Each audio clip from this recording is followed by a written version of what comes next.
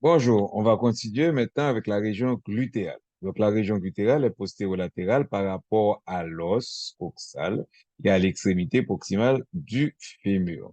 Les muscles dans cette région écartent, étendent et tournent en dehors le fémur par rapport à l'os coxal.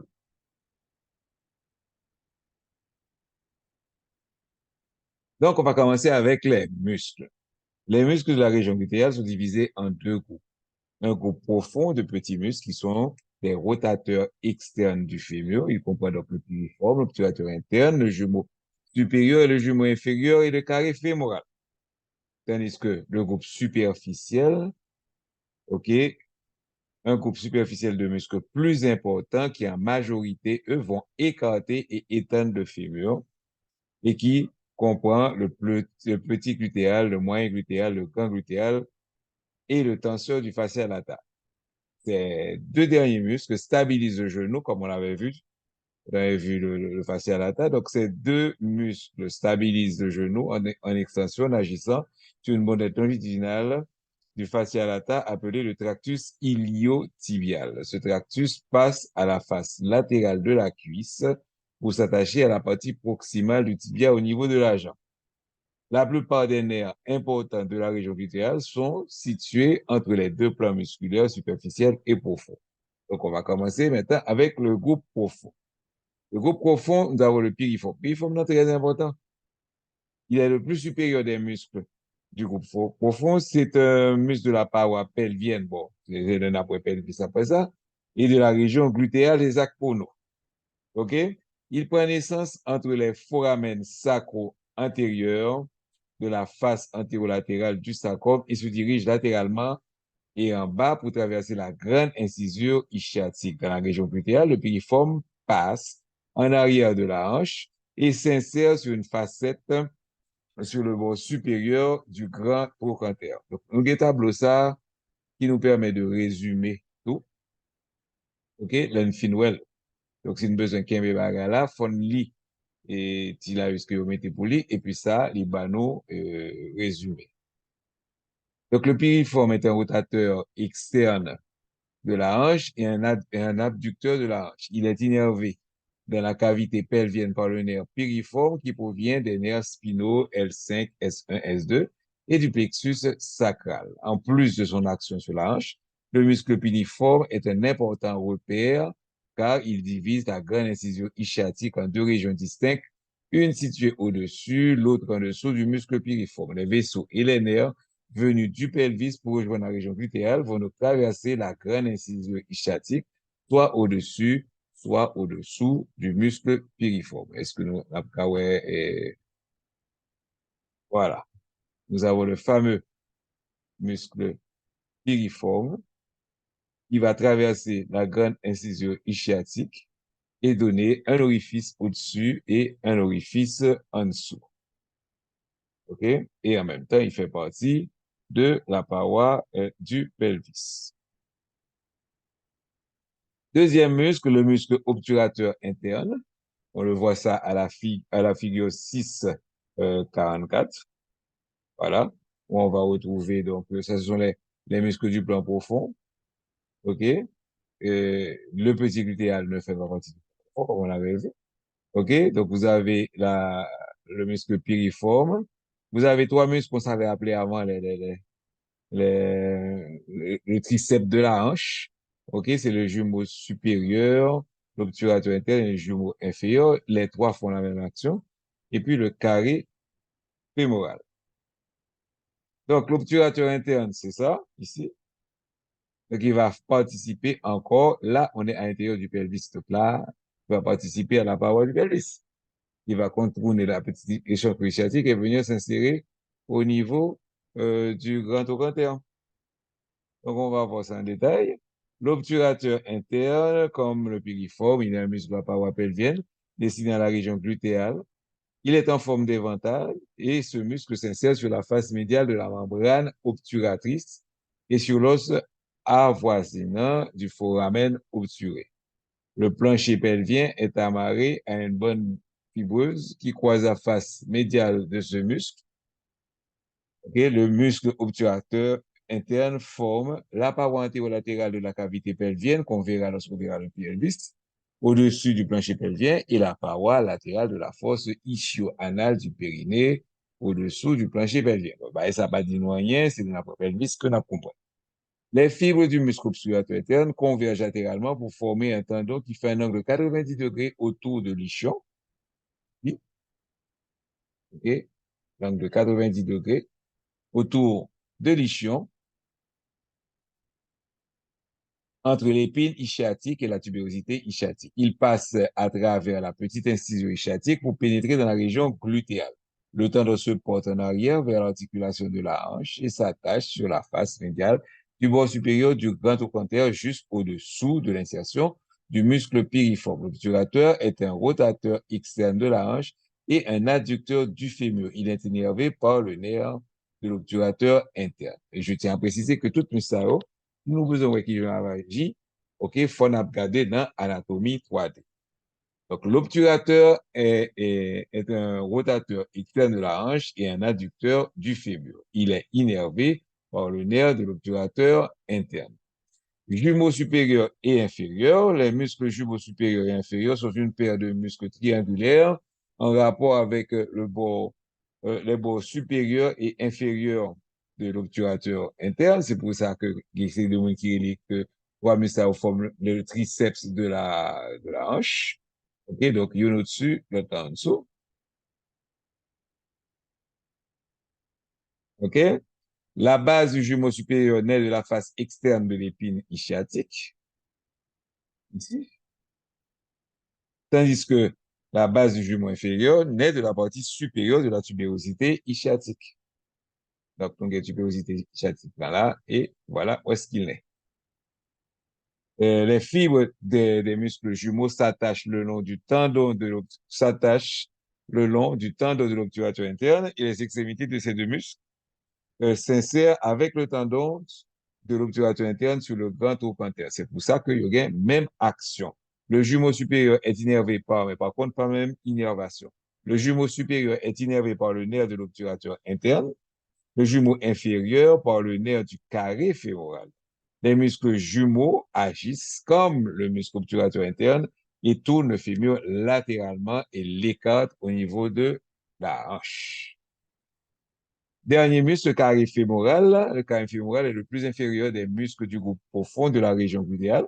C'est un muscle rectangulaire et plat situé au-dessous de l'obturateur interne. Le carré fémoral est inséré à son extrémité médiale sur une ligne rugueuse de la face latérale de l'ischio, juste en avant de la tubérosité ischiatique.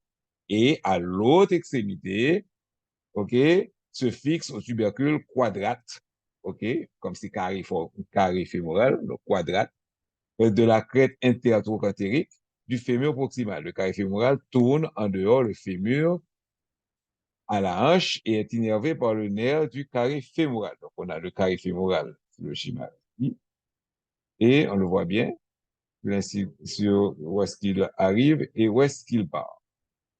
OK? Ça, c'était le plan profond. OK? Le plan superficiel, nous avons le muscle petit glutéal et moyen glutéal. OK? Donc, les muscles petit glutéal et moyen glutéal sont les muscles du groupe superficiel de la région glutéale. Donc, petit glutéal a la forme en éventail, il a une forme en éventail, il s'insère sur les faces externes de l'aile iliaque entre les lignes glutéales inférieures et antérieures. Par contre, si nous songez l'intégré et l'iliaque, les fibres musculaires convergent en dehors et en bas pour former un tendon qui se fixe sur une large facette à la face antérolatérale du grand trochanter. Donc, le muscle petit et glutéal. Donc, on a été obligé de couper le muscle moyen glutéal. Donc, on va parler de muscle moyen glutéal. C'est sûr que on va dire que le couvrit le muscle petit glutéal, d'après schéma. Muscle moyen glutéal recouvre le petit glutéal. Il y a aussi une forme en éventail. Hein? Nous, il a une large insertion sur la face externe de l'aile iliaque entre les lignes glutéales antérieures et postérieures. Il s'attache à une facette allongée sur la face latérale du grand trochanter.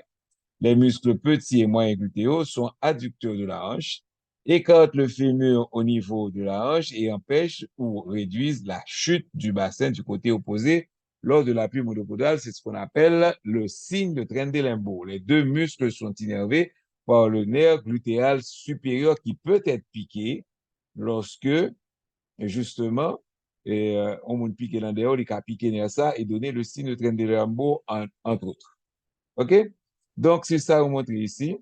Donc, la contraction des muscles petits et moyens glutéaux en appui monopodal empêche la bascule du bassin durant la phase de suspension du membre opposé. Donc, le signe de Trendelenburg, c'est lorsque la personne se met debout sur le membre atteint, OK? Petit glutéal et moyen pape kakembe bassin, donc il y aura une chute du côté sain. C'est ce qu'on appelle le signe de Trendelenburg. OK? Donc, on l'explique là. Le signe de Trendelenburg survient chez les patients qui ont une faiblesse ou une paralysie des muscles adducteurs, moyen petit glutéaux de la hanche. Le signe est mis en évidence en demandant au patient de se tenir sur la jambe blessée. Lorsque le patient se tient sur le membre blessé, le bassin bascule du côté sain, car il ne peut pas rester aligné. Les signes sont positifs dans le cas de la lésion du nerf glutéal supérieur, et cette lésion peut être liée à une fracture au niveau de la grande incision ischiatique ou à des manœuvres lors d'une chirurgie de la hanche ayant provoqué un traumatisme du nerf et l'atrophie consécutive du muscle glutéal. Chez les patients ayant un signe de Trendelenburg, la marche est anormale. Et maintenant, on va parler de la boiterie de Trendelenburg, notamment lors de la phase de l'appui sur la jambe blessée. Les muscles adducteurs affaiblis favorisent la bascule du bassin. Le patient compense la chute du bassin en basculant le tronc du côté lésé pour maintenir le niveau du bassin. Donc, le signe de Trendelenburg, c'est un appui monopodal où le bassin va chuter. Un appui monopodal sur le membre sain, le bassin va chuter du côté, un appui monopodal du membre atteint, le bassin va chuter du côté sain. Tandis que pour la démarche de Trendelenburg, lorsque la personne est en appui monopodal sur le membre atteint, le membre blessé, ok, pour compenser la chute du bassin du côté sain, il va l'obliger à incliner le tronc du côté atteint. Voilà. Un petit peu compliqué, mais depuis Napoel, la comprendre. OK? Et on va finir avec le muscle grand glutéal.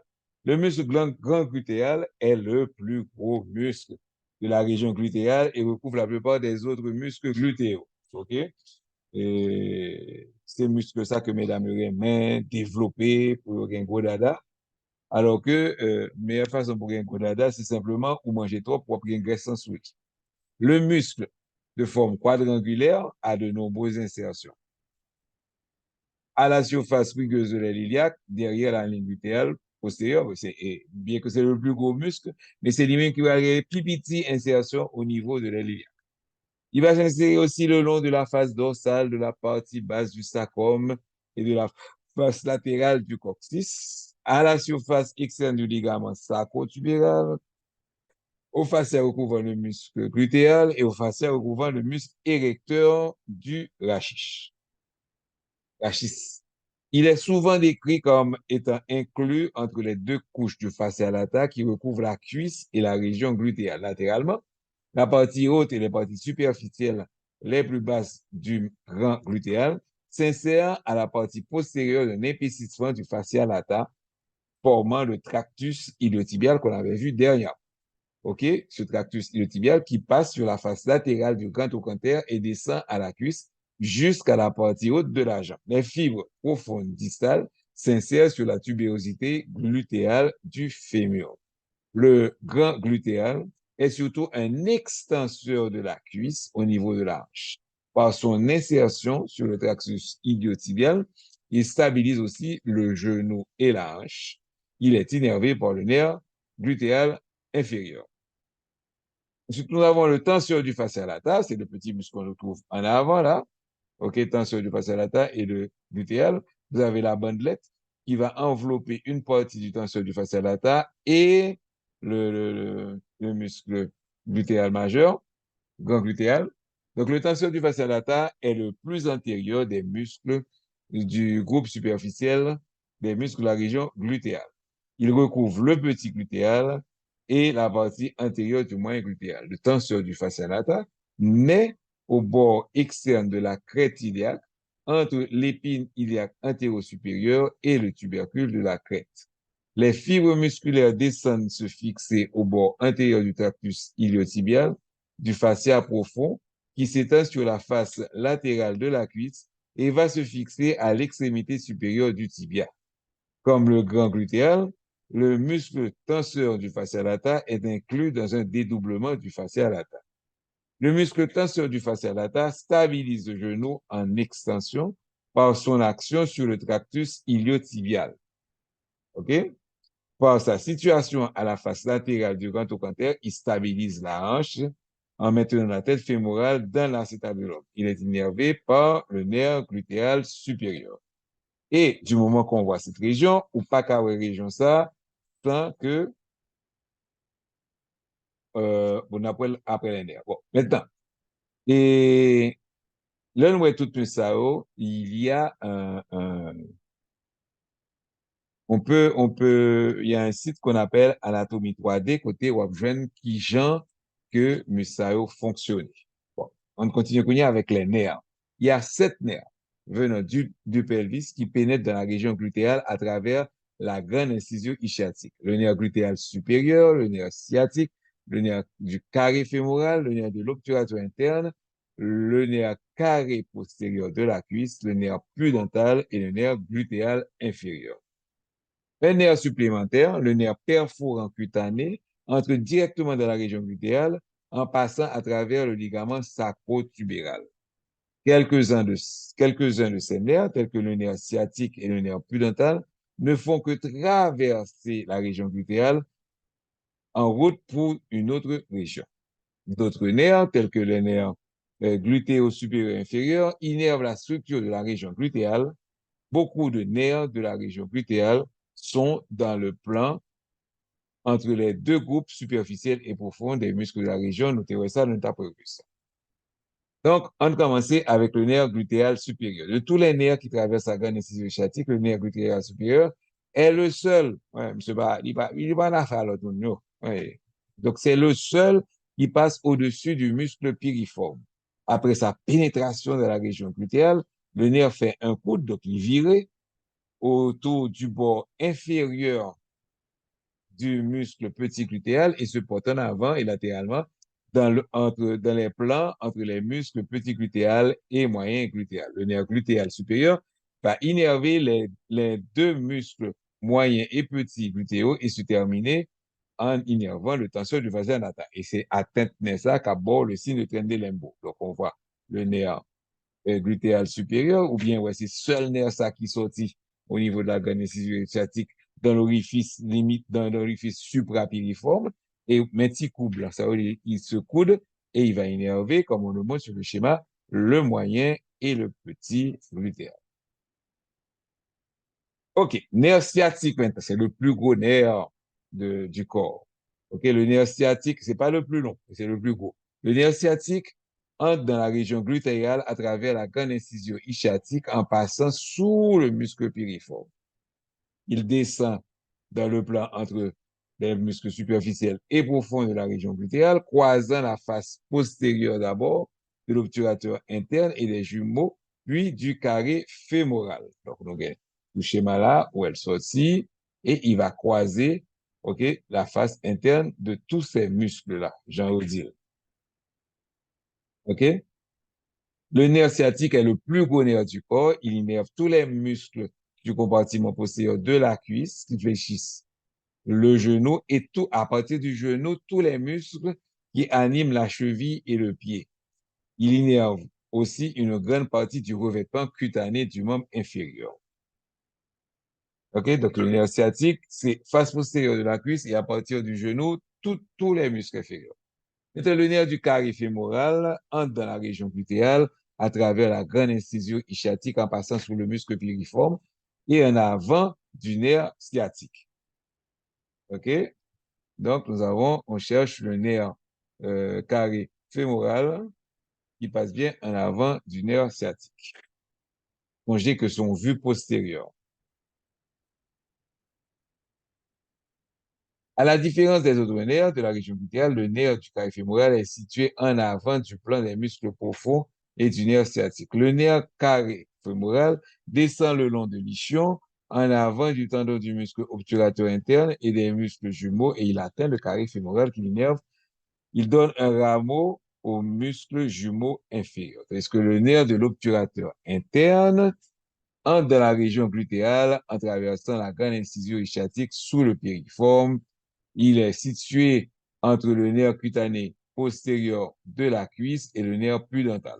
Il donne un petit rameau au muscle jumeau supérieur, puis il contourne en arrière l'épine ischiatique pour entrer dans la fosse ischio-rectale et innerver le muscle obturateur interne par sa face médiale dans le périnée. Nerf de l'obturateur interne. OK? Voilà. On le montre ici, le nerf de l'obturateur interne. Ici, nous sommes dans la région glutéale. OK? Depuis le film passé, la petite incision ischiatique, on est dans le pelvis et périnée. Alors, surtout le pelvis, ici. OK? Et puis, le dernier, les trois derniers qu'on va voir, bon, après d'abord, après ça, on verra ce fameux schéma pour les sections intramusculaires. Le nerf cutané postérieur de la cuisse pénètre dans la région glutéale par la grande incision ischiatique sous le muscle piriforme et immédiatement en dedans du nerf sciatique. Il descend dans la région glutéale juste en avant du muscle grand glutéal entre les parties postérieures de la cuisse. Le nerf cutané postérieur de la cuisse donne un grand nombre de rameaux glutéaux qui contournent le bord inférieur du muscle grand glutéal pour innerver la peau au niveau du pli glutéal. OK? C'est ce qu'on appelle l'arrêt des fesses. Un petit rameau périnéal situé médialement contribue à l'innervation du scotum et de la grande lèvre ou de la grande lèvre dans le périnée. Le tronc principal du nerf cutané postérieur de la cuisse descend dans la cuisse et donne des rameaux qui vont innerver la peau de la face postérieure de la cuisse et de la jambe. Donc, le nerf cutané postérieur de la cuisse est un nerf essentiellement sensitif. C'est ça que fait le cutané de la peau. OK, je connais ma un peu monde parce que là, m'a dit, donnez-moi les muscles innervés par le nerf cutané postérieur de la cuisse. Il y a des gens qui va jouer. Donc, s'il est cutané postérieur, il est essentiellement sensitif. Le nerf pudendal, qu'on appelait avant le nerf honteux. Le nerf pudendal entre dans la région glutéale par la grande incision ischiatique en passant sous le muscle piriforme et en dedans du nerf sciatique. OK? Il passe sur le ligament sacro-épineux et puis dit que, bon, région glutéale, ça n'a pas intéressé, c'est juste passer le passé. OK? Donc, il va passer sur le ligament sacro-épineux et va pénétrer immédiatement à travers la petite incision sciatique la région périnéale. Son nerf touriste. Il est juste passé, il est tout tourné à l'eau et puis là, le côté pour l'aller. Le passage du nerf pudendal à la région glutéale est court et le nerf est souvent caché par le bord supérieur du ligament sacro-tubéral. Le nerf pudendal est le plus important nerf somatique du périnée et insister ne donne aucun rameau dans la région glutéale. Donc, le nerf cutané postérieur sensitif, il n'y a pas aucun bagage pour les muscles. Le nerf pudendal lui-même, il juste passer son touriste. Le nerf glutéal inférieur entre dans la région glutéale par la grande incision ischiatique sous le muscle piriforme. Songez son seul nerf qui passe au-dessus, c'est le nerf glutéal supérieur. OK? Et chemine à la face postérieure du nerf sciatique. Il pénètre le muscle grand glutéal qui l'innerve. Ensuite, le nerf perforant cutané, de pour essayer perforant cutané, l'hypagemuscle. Le nerf perforant cutané est le seul nerf de la région glutéale qui ne pénètre pas dans la région en passant par la grande incision ischiatique. Les mêmes taux, ils font bagaille à part. C'est un petit nerf qui se détache du plexus sacral dans la cavité pelvienne perfore le ligament sacrotuméral. Il décrée alors une boucle autour du bord inférieur du muscle grand glutéal et assure l'innervation cutanée en regard de la partie médiale du muscle grand glutéal. OK? Et on va le retrouver ici. OK? Le nerf cutané perforant de la cuisse qui va bien contourner le bord inférieur du grand glutéal. OK? Là, nous avons le nerf pudendal, le nerf touriste. Allô, comment ça va? Puis, hop, il rentre dans la région périnéale. Songez qu'à partir de limite ça, bon ça, c'est le pelvis, on me dit. Là, c'est le pelvis. Et là, c'est la région glutéale. Alors, ces nerfs-là, il faut bien connaître leur position pour qui ça? Parce que, bon, leur besoin piquer au monde, ou pas supposé piquer en côté qu'à bas le problème. OK? Ainsi, OK, il faut tracer une croix. OK? Il y a différentes limites de cette croix, la ligne verticale. OK? Donc, injection intramusculaire. Il est parfois nécessaire d'administrer des médicaments par voie intramusculaire, c'est-à-dire par injection directe dans le muscle. Cette pratique ne doit pas léser les structures nerveuses et vasculaires. Un site typique d'injection intramusculaire est la région glutéale. Le nerf sciatique traverse la région et doit être évité. Le siège le plus sûr de l'injection intramusculaire est dans le cadran supérieur et latéral. Donc, je vais le diviser, faire ça en 4 cadrans. Là, vous avez le cadran supéro-médial. Là, vous avez le cadran supéro-latéral. Là, vous avez le cadran inféro-médial. Et là, le cadran inféro-latéral. On doit piquer au niveau du cadran supéro-latéral. Ça fait que, ouais, que moun OK, et font quoi sous fesse moun et pour le cas piquer. Donc, la région glutéale peut être divisée en 4 cadrans, comme on vient de dire, par 2 lignes imaginaires. OK, dessinées en utilisant des repères osseux palpables. Une ligne va donc descendre verticalement du point le plus élevé de la crête iliaque. Donc, vous supposez palper la crête iliaque et le point le plus élevé, OK, c'est là que va partir la ligne verticale. Ensuite, vous avez une autre ligne horizontale qui croisant la première à peu près à mi-chemin entre le point le plus élevé de la crête iliaque et le plan horizontal au niveau de la tubérosité ischiatique. Donc, ici, pour une tubérosité ischiatique, c'est près du pli glutéal, le palpe au niveau du pli glutéal, ou palper tubérosité ischiatique, OK? Et là, vous faites une deuxième ligne horizontale. Donc, la première ligne horizontale, il pourra justement croiser à la moitié de cette ligne-là. OK?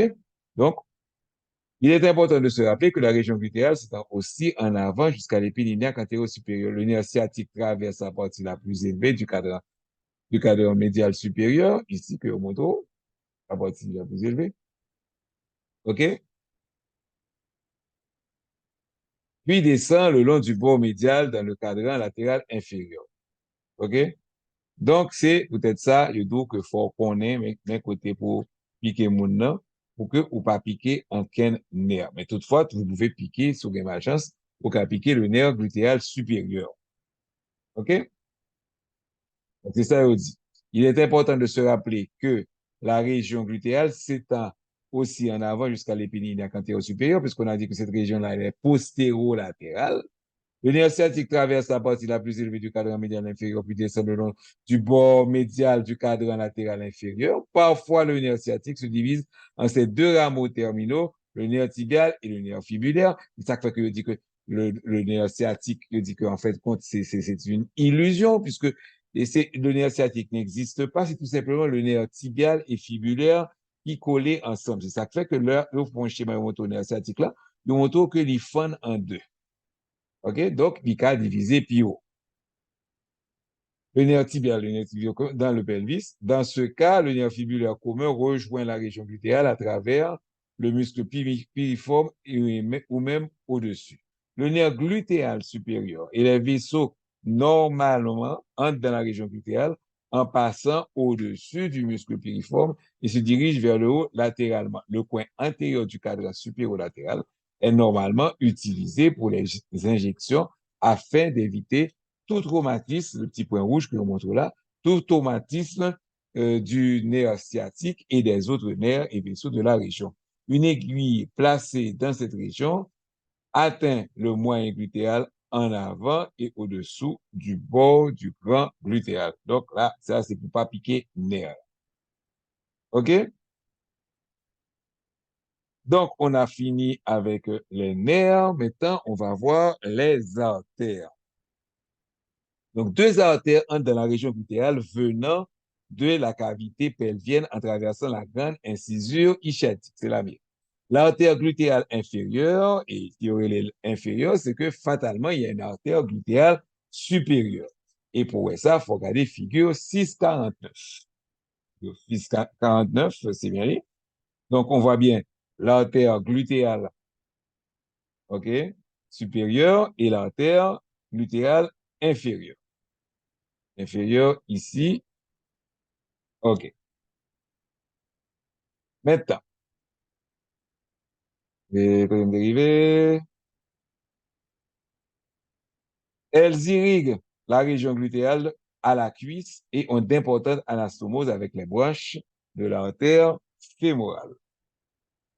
Donc, l'artère glutéale inférieure naît du tronc antérieur de l'artère iliaque interne dans la cavité pelvienne. L'artère sort de la cavité pelvienne avec le nerf glutéal inférieur en traversant la grande incisure sciatique sous le muscle piriforme. L'artère glutéale inférieure irrigue les muscles voisins et descend dans la région glutéale et dans la cuisse où elle irrigue les structures voisines et s'anastomose avec les branches perforantes de l'artère fémorale. Elle donne aussi une branche au nerf sciatique. Puis après, il y a un montre petit branche toute petite qu'elle donne au nerf sciatique. OK? L'artère glutéale supérieure qui naît du tronc postérieur de l'artère iliaque interne dans la cavité pelvienne, elle passe avec le nerf glutéal supérieur à travers la grande incision ischiatique au-dessus du muscle piriforme. Dans la région glutéale, elle se divise en une branche superficielle et une branche profonde. La branche superficielle chemine à la face profonde du muscle glutéal. Donc, lorsque nous parlons de dissection, on a levé le muscle, vous devez trouver cette artère. Et la branche profonde passe entre les muscles moyens et petits glutéaux. En plus de la vascularisation des muscles voisins, l'artère glutéale supérieure participe à la vascularisation de l'articulation de la hanche. Des branches de l'artère s'anastomosent avec les artères circonflexes médiales et latérales. Depuis le tour artère circonflexe, c'est que ça fait le tour d'une structure, ça va faire le tour du fémur.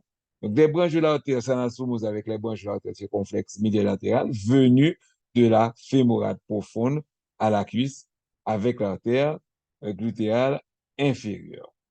Maintenant, les veines, elles accompagnent les artères. Il n'y a rien de spécial à dire. Les veines glutéales inférieures et supérieures suivent les artères glutéales inférieures et supérieures dans la cavité pelvienne où elles rejoignent le plexus veineux pelvien. En périphérie, les veines s'anastomosent avec les veines glutéales superficielles qui vont se drainer en avant de la veine fémorale. Les lymphatiques, les vaisseaux lymphatiques profonds de la région glutéale accompagnent les vaisseaux dans la cavité pelvienne et se connectent avec les nœuds lymphatiques iliaques internes. Les lymphatiques superficiels se drainent dans les nœuds lymphatiques inguinaux superficiels et à la face antérieure de la cuisse. Et on s'arrête là. La prochaine vidéo, ce sera pour la cuisse. Donc, au revoir tout le monde et à la prochaine vidéo.